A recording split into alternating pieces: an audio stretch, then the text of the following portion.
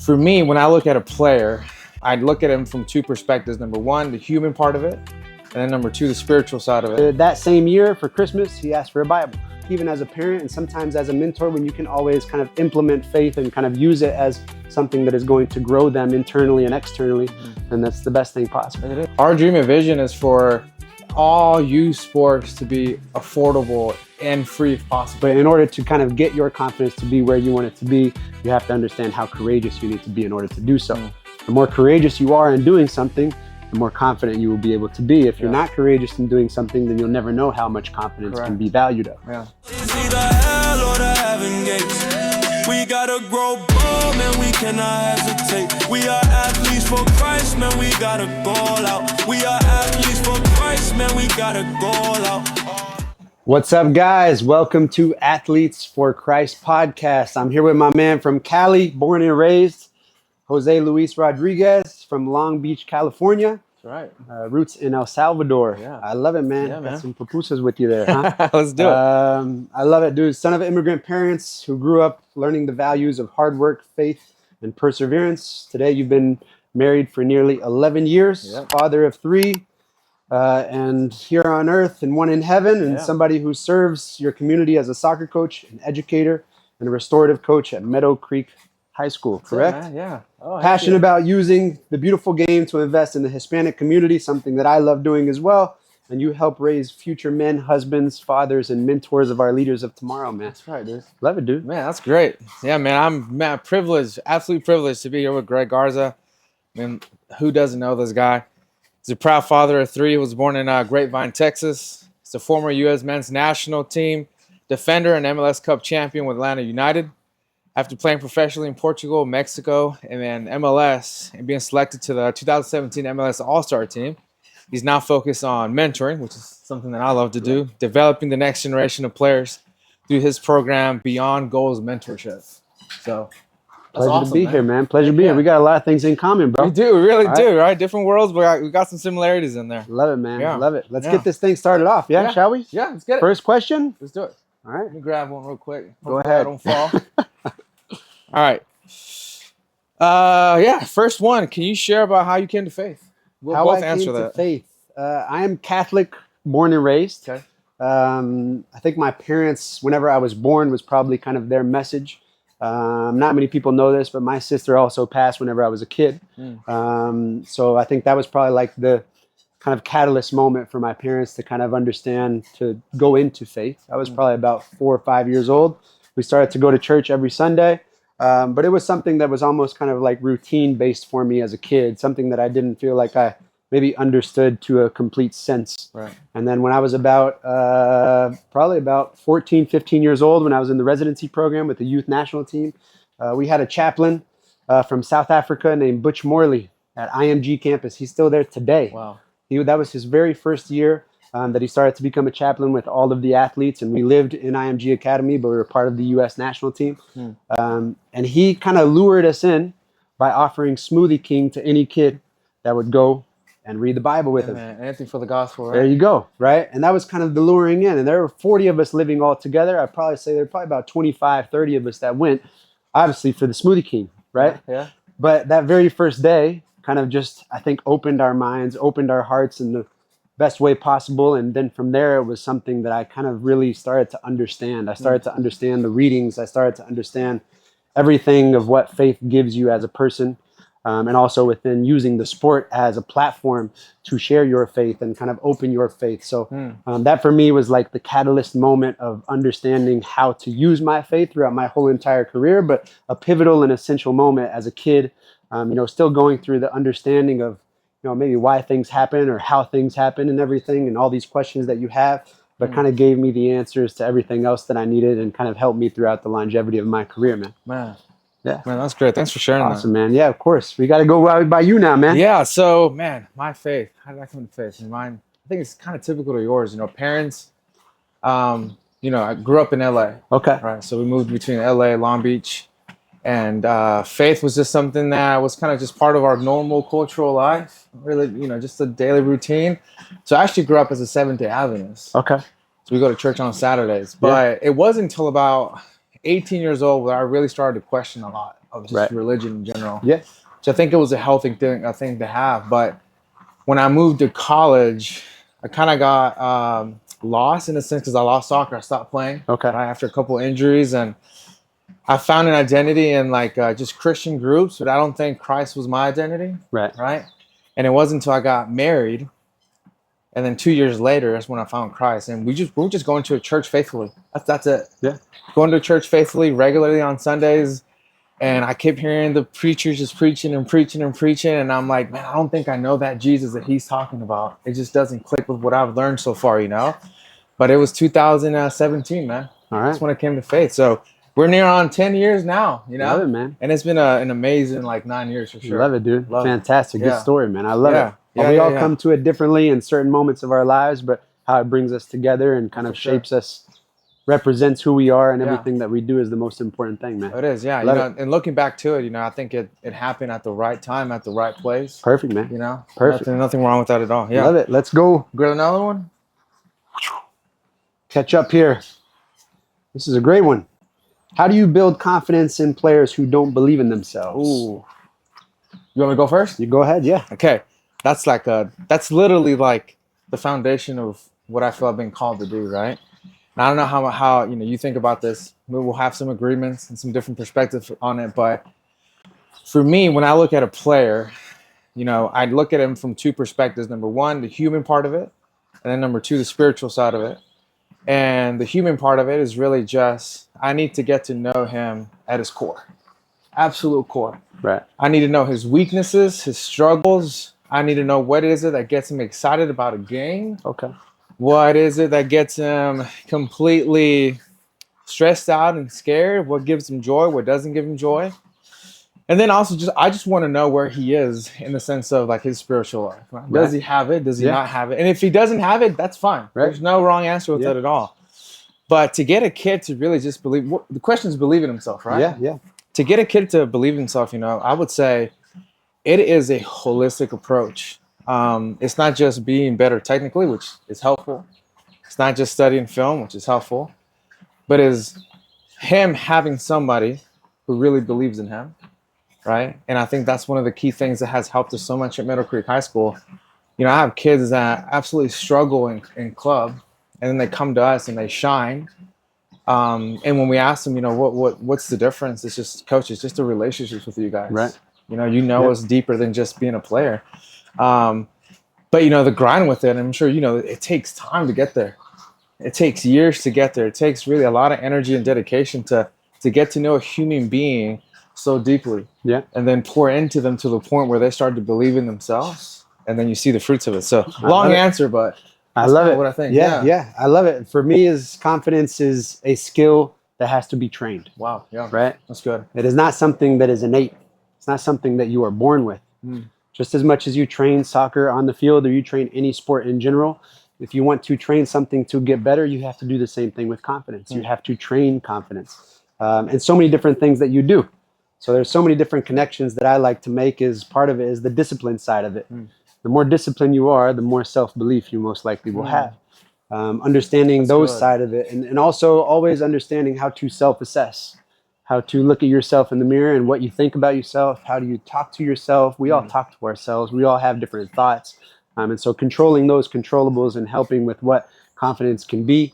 And I always use a different kind of my own synonym for what confidence truly is, because I always tell, for me, players, that confidence is being courageous. Because for me, there are going to be moments to where you struggle with what the fluctuation of what confidence truly is. Yeah. But in order to kind of get your confidence to be where you want it to be, you have to understand how courageous you need to be in order to do so.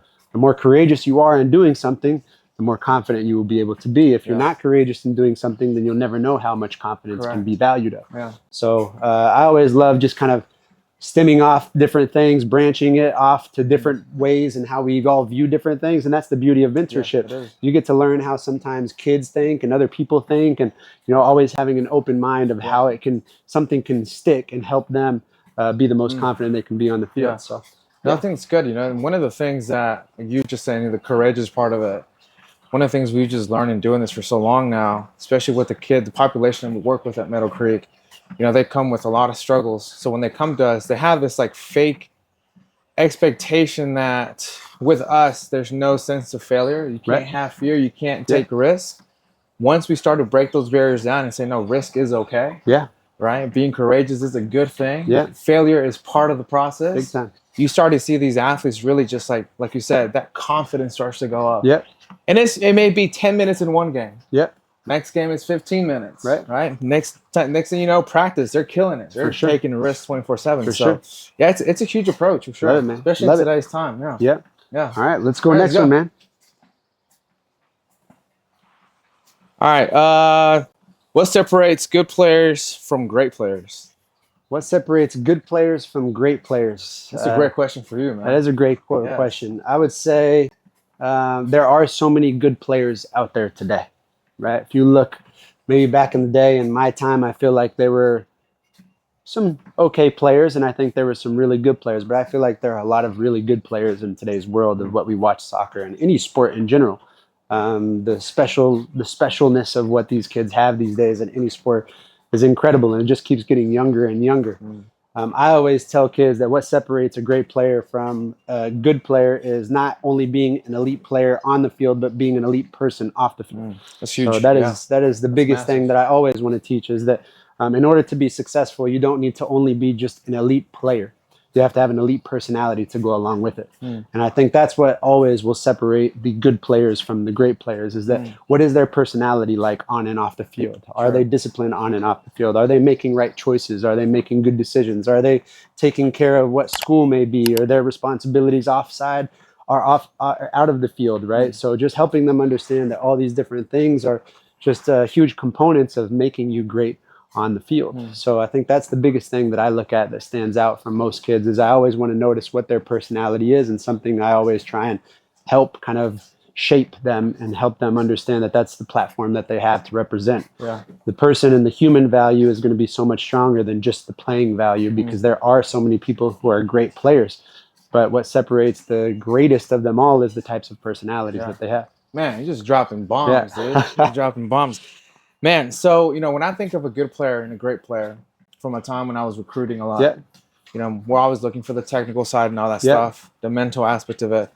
But I think now that I've kind of really grown a lot in this new role that I'm in, we're really trying to define what a great player is. Okay.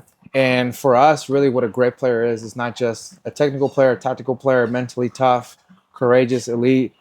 It's also those who have the character to be a good person, right? Kind of what you were saying, who have the hopes and dreams to one day be a good father, a good husband. And when we start to see those things incorporated, right, you just start to see them blossom a lot. But I agree with you, man.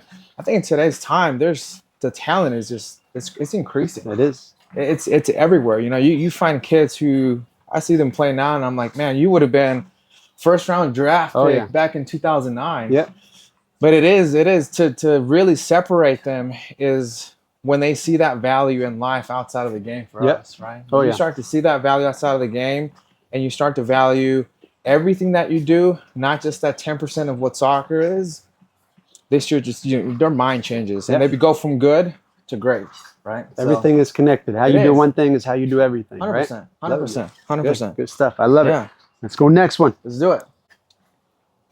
If you just can't see a young player making it to the pro level, how do you break it to them, or do you? Oh, man, I had the conversation multiple times when I was supporting the El Salvador youth national team. We would bring players in who had hopes of going pro. The answer is yes. You have to break it to them. I think it's the most respectful thing you can do for them. Honesty is important. It is. It's extremely important. How I presented that conversation, I had it twice. As a young player from Maryland, extremely talented, but anytime we brought him on to these microcycles, he really just struggled. And I think it was a conversation that we had where soccer for us has different avenues. You can go pro, you can go college. There's different ways to it. Some of them took it well. Some of them didn't, right? Because they got all their eggs in that basket. But the one thing I would always end the conversation with, and I still do it now with our kids, is, hey, listen, soccer can come to an end. For your career as a human doesn't. Right. You still so many options you can do. Sure. You can take everything you learn from this beautiful game and apply it to your life and to your discipline. So that's kind of how I'll go with it. We got a lot of similar values, man. I mean, you look at the percentages, it's less than 1% of It's people tough. who are going to be a professional athlete in It's general, tough. right? So I tell every kid that I tell the same thing for my own kids. My own kids, grandpa played for 17 years as a pro. Their uncle still plays in Cyprus and in Okay. Greek island today. Grew up in Barcelona, played for Barcelona's youth teams, and played with Barca B and all over the world, just like me. This is their uncle, their grandpa, and their dad that they have, kind of hopefully not putting that pressure on their shoulders even as young kids, but they all play soccer. But I tell them the exact same thing I would tell any mentee of mine is that, just use this sport as a platform to take you as far as you can go in life. And if that means that the man upstairs and man up above has something planned for you that's, inevitable and you just can't control, and it's just something that's supposed to happen, that's your destiny, then that's your destiny. That's true. Right? If your destiny is to use this sport to get an awesome education in school, and you can use it to get that far and help you with that in terms of the financial part of what education is these days in the United States, it's not easy. It's not easy. Right? Then also use that as the catapult to get you to where you want to be. And you're already a step ahead than probably the average person in life if you're taking that route. So, it's always using this platform. And I think that's why our mentorship program is so important, because the values of what you said that these kids are learning, the tools and the vital key components to help them be successful in life, not just within the game. Yeah. Essentially, you and I, we're teaching life skills. Right, that's it. Right? We're teaching life skills through the beautiful game and helping them understand they can be confident. They have to be a good leader of tomorrow. They have to be resilient, because guess what? Life is going to slap them in the face sometimes, and it's not going to be fair. But how you react off those moments is essentially what's going to kind of really determine the type of character traits that you have within. So, big time, man. Always helping the values of the game, teaching them how they and who they should be for the rest of their lives. One of the things that we're kind of stepping into right now, a little bit of a murky water situation, is we're really striving to not just teach the kids this, but teach the parents this. Right. Especially within like the Latino community, when they think of soccer, when they think of football, they just see it as the ticket to get out of this situation into success. When in reality, we're trying to teach them sports should be successful no matter what. Right. If you really take it and use it with the components that it brings, the etiquette, the discipline, the fight, the courage, the teamwork, and all that. If you go to college, awesome. If you don't, you learn a lot of skills. For sure. How can you apply it? Exactly. Yeah. Exactly. Yeah. Awesome, man. Yeah. All right, let's keep going. I think this is the challenging part right here, is walking and trying to grab this thing. All right. What is going right and what needs serious improvement in American youth soccer today? That's a loaded question. That is a loaded question. I feel like there are so many different paths and journeys each one can take these days, whereas whenever I was a kid, there was just kind of one unique pathway to go. And sometimes that can create some confusion. Sometimes that can create some questions within parents these days. But I feel like, at the end of the day, it doesn't matter whatever level you play, wherever you're playing, whether it's just high school, whether it's you're playing at some elite level club to where it's allowing you to open up the platform for different things. I think ultimately it's still learning those values of what the sport can teach you. And I think that's probably the most politically correct, right? Because you can really get into you can dig a deep hole in terms of all the different things that are going on within youth sports these days. And it's not just soccer, it's every other sport, and a kid who plays hockey in Canada, hockey sticks, $500, $600. And how many hockey sticks do they use within a couple of weeks, right? So it's, you look at just so many different things and components of kind of what youth sports are these days in general. I'd say that'd be the one thing, is just continuously finding different ways. And I think so many different programs are just finding different ways to kind of open up the scope of allowing and opportunities for maybe those who are sometimes less fortunate, right? And I think that's the biggest challenge that we have in not only within our society and within our communities, but also within other places in the world and other sports in general as well. Just trying to find ways to kind of allow others to have similar opportunities, and just kind of open up the scope of providing those opportunities for people who might be in different communities, or kind of maybe communities that might not have the same kind of opportunities that others do. Yeah, and that's good. Yeah, youth sports, right? I mean, we can go on for hours about this. I have a lot of thoughts on it, but I'll stick with the positive aspect of it. I think it's getting better. Yeah, I really do. I do think it's getting better. I know a lot of people don't see it as that. It is getting more expensive, but I think on the flip side of it, it is now more easier and accessible for somebody to start their own club system. Yeah. Right. And run it the way you want to run it. So I think, one of the things that we get to experience at our school is a lot of our kids, when they come to us, they have no club experience. Right. And they end up being some of the best players in our county. Right. So I think it's just a testament, like you were saying, it's, do you need club programs and, MLS Next and ECNL and all that to develop properly? I'm sure there's a lot of pros to it. Right. But just playing the beautiful game itself, man. That's the best tool you can have. For sure. So, what do I want to see in the future, improvement-wise? Just more accessible. Yeah.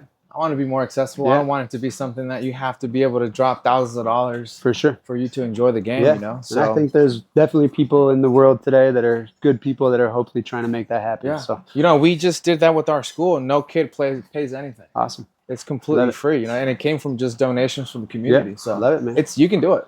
You can do it. Fantastic. Yeah. All right, let's get into the big ones. These are just for you. All right. All right, let's do it. Let's go. I'll start with you. These are just for you. Okay.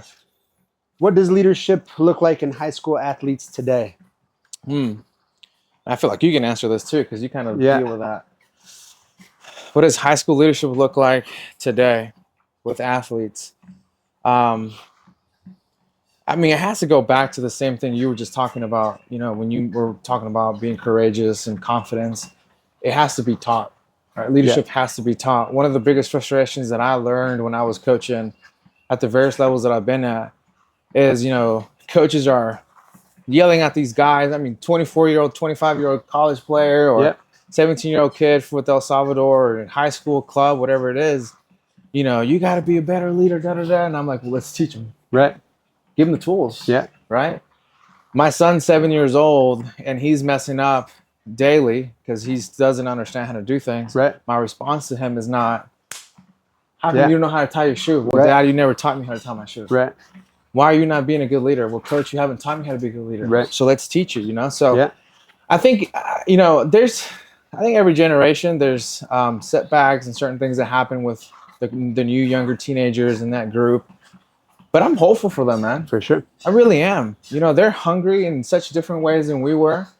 They're willing to learn and just grow. And they're really open to just changing. That's what I've learned, Love it, man. So, yeah. Love it. Yeah. All right. I'll take one of mine. All right, let's do it. All right. What was the hardest moment of your career, and how did you respond?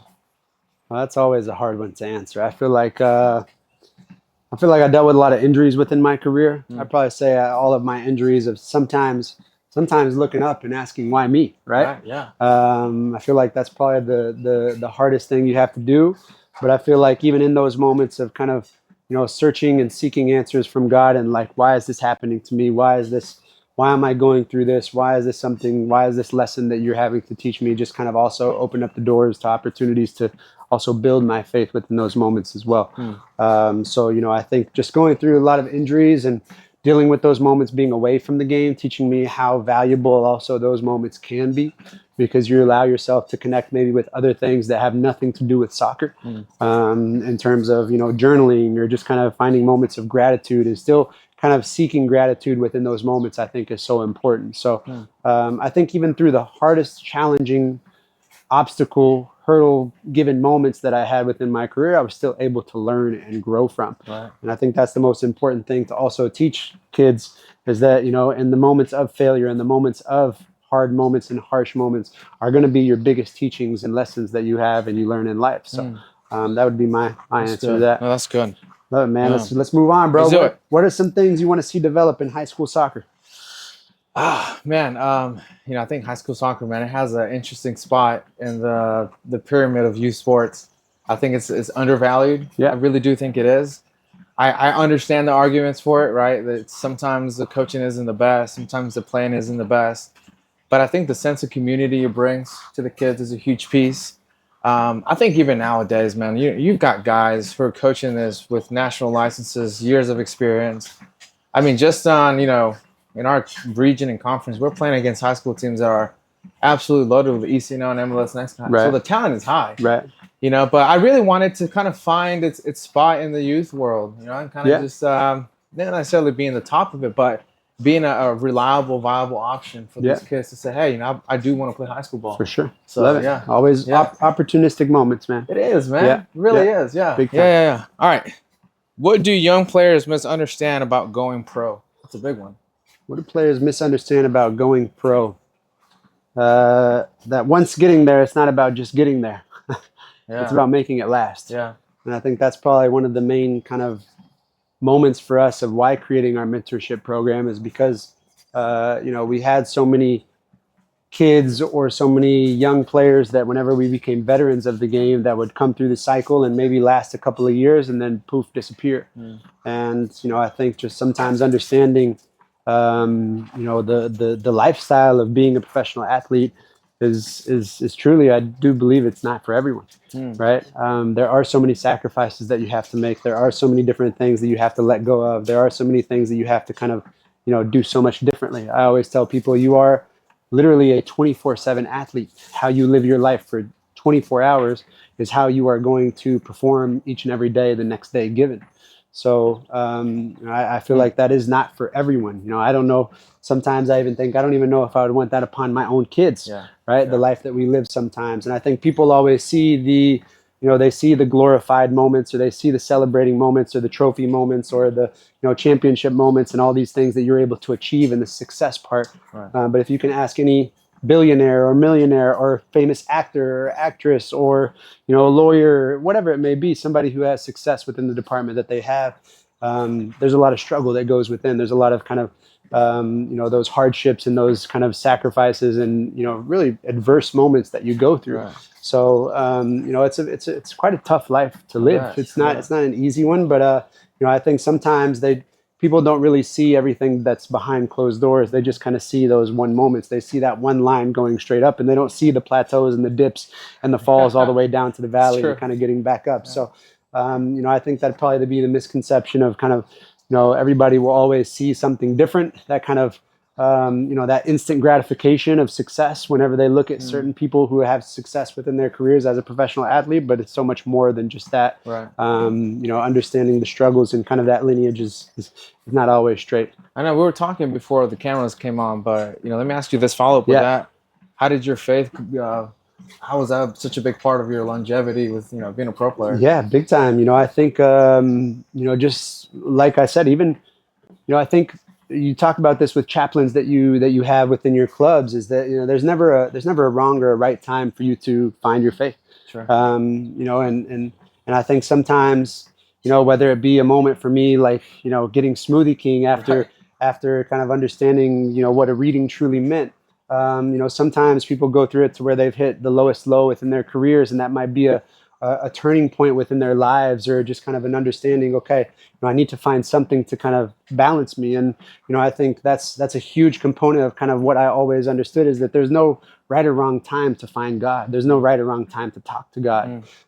So, we would always talk, even with the chaplain, is like, he would always tell us, even if you have a Bible, close to the toilet, right? It's okay, right? It might be a moment to where you might want to just read into something while doing something else, right? It's okay, right? There's never a right or wrong time to kind of seek God. And I think, that's just his understanding of always accepting us for who we are.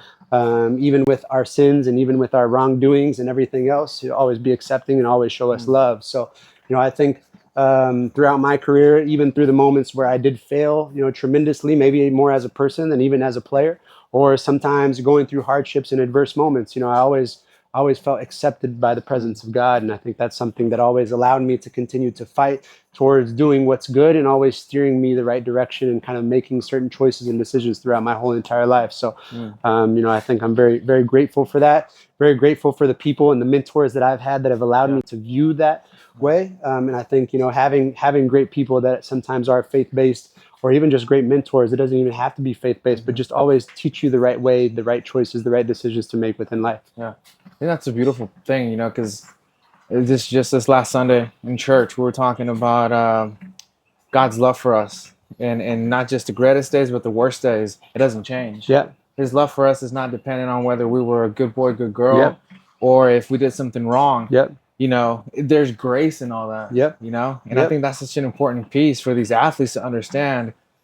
the love that we show them, the love you show your mentees, you know, it's not based on their performance. Yeah. And I think that's a good picture of like Christ for us as well. Yeah. His love for us is not based on our performance. For sure. Right? If it was, then we wouldn't have needed him to die on the cross for us whatsoever. Yeah. Right? We had to work through all that. Yeah. So. And that same thing, I think, you know, to finish off today is almost like looking at our own kids, right? You have kids of your own. And even for me, I will always show my faith in who I am and what I represent, but it's nothing that I'm ever like pushing them against and saying, this is something that you need, this is something that you have to have, because I feel like everybody kind of comes to their own senses at a certain point in their life. My parents used to take me to church every Sunday, but it only kind of started to make sense to me after a Smoothie King with a chaplain, right? So there's different ways to look at, you know, how, you know, God can shape you and how it can kind of really understanding. But I always give this one example when I speak to high schools or I speak to middle schools who are faith-based, is that I always give this great example of my son.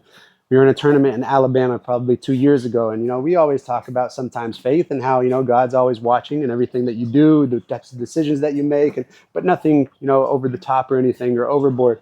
And it was before the final game. We were about to play a final. I could tell my son was a little bit anxious, a little bit nervous.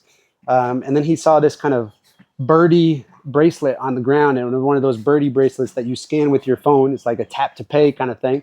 You tap it with your phone, and then it gives you the Bible reading of the day. Wow. So I had no idea what it was, but my son, he was 10 years old at the time. He knew what it was. And I was like, well, how'd you know this, man? I didn't even know this existed. This is awesome, man. We got to get you one of these. And he found it at the soccer tournament right next to the field we were about to be at. And I could tell, you know, he's a little bit nervous before the game. We tap it, and it's Philippians 4, chapter 4, verses 6 through 7. 6 through 7 back in the day when 6, 7 wasn't even a thing. Yeah. But it's do not be anxious, right? In any moment, do not be anxious. Do not be nervous. Just pray. Right? Just pray. Give your thanksgiving to God and always pray. So, and, you know, obviously it's so good for like that moment was a pivotal moment for, I think, even for him, because, you know, something that I don't push too hard, but something that he can read and understand. And given the time frame of what that situation was like, okay, this is, you know, this is something for me. That was mid-year. That same year for Christmas, he asked for a Bible. So, you know, it's those moments that I think even as a parent and sometimes as a mentor, when you can always kind of implement faith and kind of use it as something that is going to grow them internally and externally, then that's the best thing possible. It is the best thing, man. The best thing. Awesome. It's your turn, right? Or it was my turn? Yeah, you got your last one. What are Last good one? recent things happening in high school soccer, man? Wait, say it one more time? What are good recent things that are happening in high school soccer? Man, good things. I think the game is just getting better. I think more kids are committing to it. Okay. I think you got better coaches when it comes to the tactical side of things. I think that's increasing. But for us, man, at Meadow Creek, you know, I always got to talk about Meadow Creek no matter what. I got to throw the Creek in there. For us, really, we want to be game changers for everything. So the way we approach kids, the way we love kids, love the community, involve the community.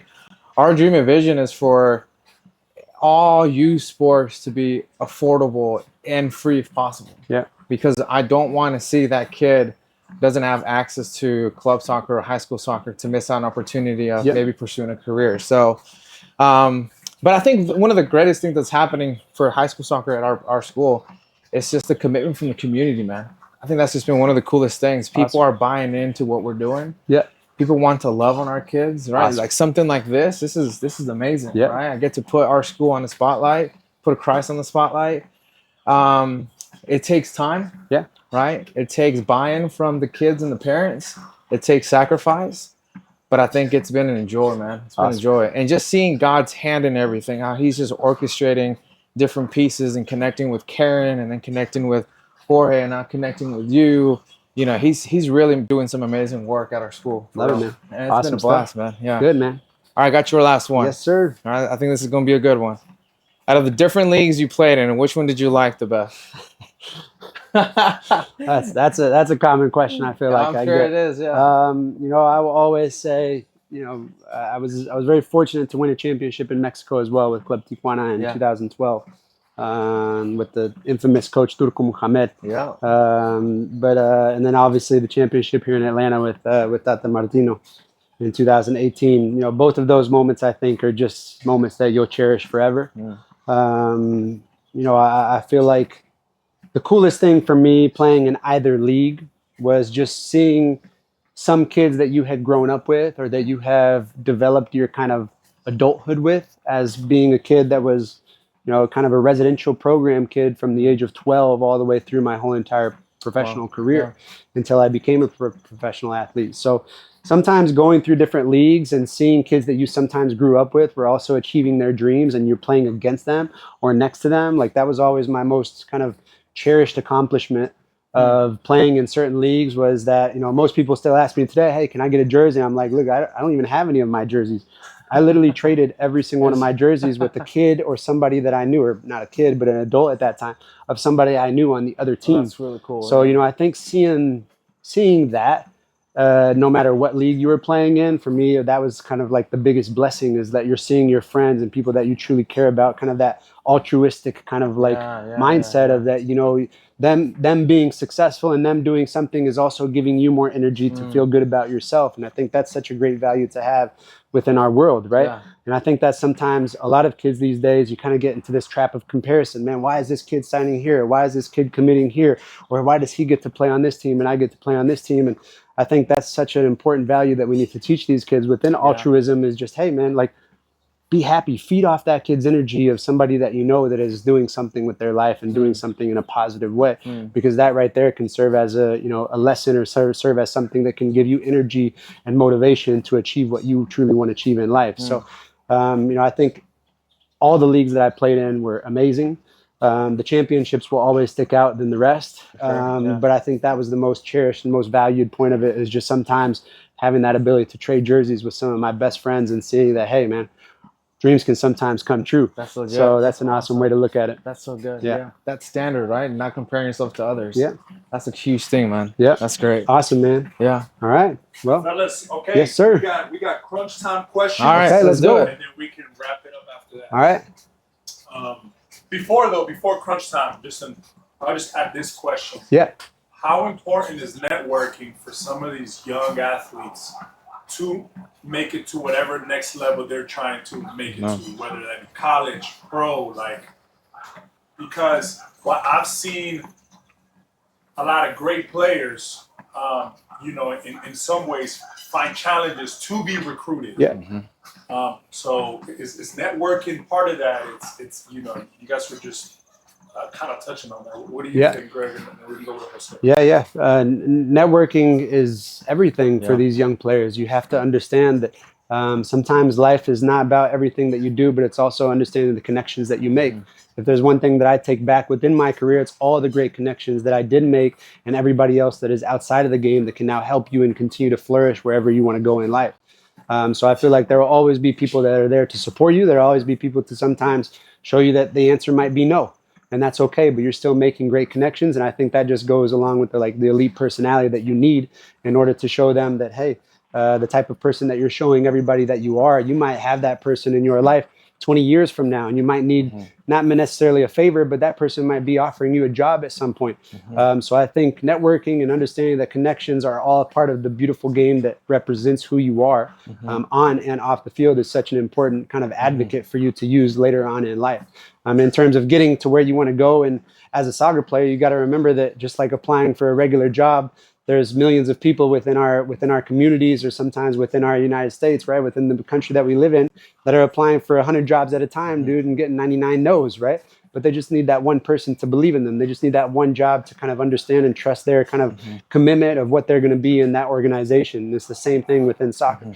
Of failed trials that I had within my career, even as a professional athlete, or getting released from a team and then just finding the next person, or how many no's did I need to then find that one person to believe in me, and the rest is history. Yeah. So you always have to have that resilient mindset. It's huge. It's important, and speaking from a college perspective for these kids, it's not even really about just knowing college coaches. It's knowing people that college coaches trust. At the end of the day, that's what gets you into that opportunity, right?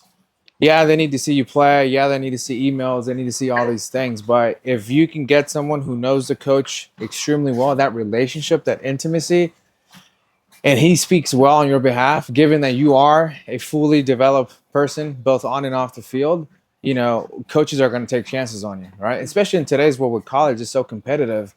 NCAA Division I rosters are packed with international players. Not all the time, but they are, right? Or even some of our national players who have international experience. So how do we get the 18-year-old top ECNL player here from GSA to play over at Duke? You got to have some networking involved in there. You know, it's not just going to be, hey, coach, I'm from GSA, I want to come play. It's, hey, you know, I met this guy who knows the head coach at Duke. You know, is there a way that we can get connected? So networking is huge. And again, just like Greg was saying, not just in the game, but just in life. The amount of people that I worked with in soccer or played with in college, they are now multimillionaires. They got big businesses. We're still networking outside of the game, right? We kept those friendships or relationships. So it's longevity, it's patience with it, but it's a huge piece of what it is, yeah. That's good. Awesome. Crunch time! Catch the ball. Answer fast. Okay, here we go. All right, first question. What two teams will make it to the World Cup final? Dang. I'm going to go with either France. I'm going to go with maybe two European teams, maybe France and Spain or France and Portugal. Oh, Deal. okay. Same one? All right. I'm not saying this just because you're a paisa, okay? From Colombia. I think I'm going to go with Colombia. They've got a lot of energy right now. You know, they've been doing so well. And I think, you know, they're going to have a bunch of support here in the States. But I got to go with France as well, though. Yeah. Okay, nice. All right, Jose, this was for you. Following predicting the awards of the World Cup, who's going to get the golden ball? Let's give it to the best player. Best player. I mean, I got to go with either Lamine Yamal. I got to go with him. Yeah. Okay. He's it. I'm going to go with Mr. Kylian Mbappe. Mbappe, yeah, that's a good one too. Yeah. Nice. Okay, Greg. Golden Boot, give it to the top scorer. I'm going to go with the same player, Okay. Kylian Mbappe. Yeah. Can they give two awards to one Oh guy? yeah. Oh, yeah. If you have the Oh, most yeah. goals and you make it to the final and win the final, dude, you're going to be the MVP of the tournament too. All right, y'all heard- That's y'all heard legit. it here. Yeah. I'm going to go with Lamine. Okay. He's going to rack it up, man. He's on fire right now. All right. Okay. Golden Glove, best goalkeeper. Man. That's a tough one, man. There's so many good ones right now. But I'm going to go old school, man. If he's still there, Neuer, man. I got to go with Neuer on Germany. If he's still playing this year, I got to go with him. He's just still solid at that age, you know? Okay. To be honest, this is such a different generation. I don't even know if I know too many goalkeepers that I can give you a name of. So I'm going to go Manny Neuer as well. Yeah. Because that might be the only goalkeeper that I know at national team level right now. Okay. All right, last award, Young Player Award, given to the best player under 21. All right, that's where I think his answer will go. It'll be Lamine Yamal. Yeah. I think he's still got some. I think he's got some elite personality things to still build within for sure. himself. Yeah. But I think the talent level is for sure there. I think as he continues to grow and mature, I think he'll be that complete player. But Awesome. I think he'll definitely be one. Okay. Yeah. And I'm thinking, Jose, you obviously Same thing, man. I think he still has a lot to develop in his personality, but it'll be good, yeah. Nice. Okay. Last question, man. Tacos al pastor or de carne asada? Al pastor, 100%. 100%. I'm gonna go with you, bro. You can't go wrong with a little bit of pineapple. By the way, I think tacos al pastor are healthier for you than like a cheeseburger. By the way, That's 100% true, yeah. Okay. All right. Y'all can argue that in the comments. Hey, thank you guys. If you guys just share with the people where they can follow you. Awesome. If Yeah. they want to follow you. Yeah. Go ahead, Greg. yeah. I'm on just the IG, I believe. GM Garza, I think is my is my username. But yeah, man. And Beyond Goals Mentoring is our IG handle as well. I believe we're on the X, the old Twitter, and then I think we also have a TikTok and a Facebook as well for Beyond Goals Mentoring. Nice. Yeah, Here's the ball.